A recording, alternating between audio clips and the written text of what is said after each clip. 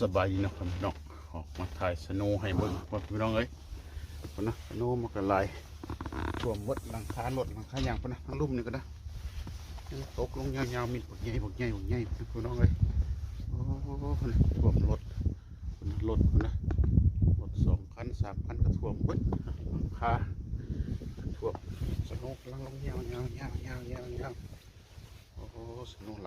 ลคนพี่น้องเอ้ยเห็นบ่คนนะคนเขาเจ้าก็ไปนี่เนาะนี่รถเขาเจ้าก็ยังแล่นอยู่เห็นบ่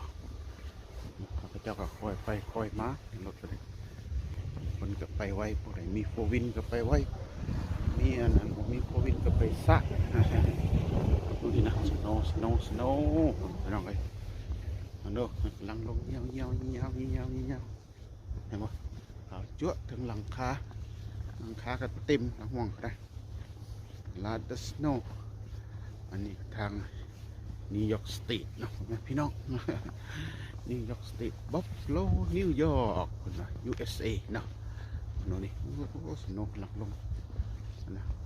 เขาจั่วสุดแสงหูแสงตาพี่น้องเลยหลายว่าสโนว์นี่ลงยาวนี่ก็ท่วมขึ้นฮอดหัวนั่นบ่เพียงหัวเข่าแล้วแต่นี่โนมักกะหลายคนนะหมดพุ่น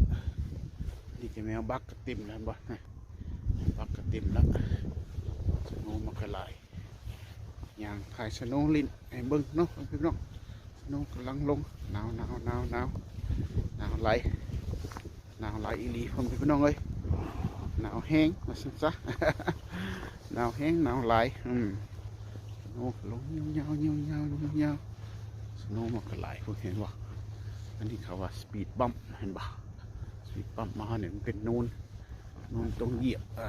สโลว์ดาวน์มันสโลว์ดาวน์เนี่ยมันนั่นสโลว์ดาวน์เนี่ยมันต่ำรถเพย์มันเป็นรถเพย์บึ้มตกรถอีห้างคู่ออกหมดแล้วนี่คือสียางตามสโนว์ไปเห็นเบิ่งน้อยนึงเนาะพี่น้องเลยยังไปเรื่อยขันหนาวไหลก็สิกลับเลยนะพี่น้อง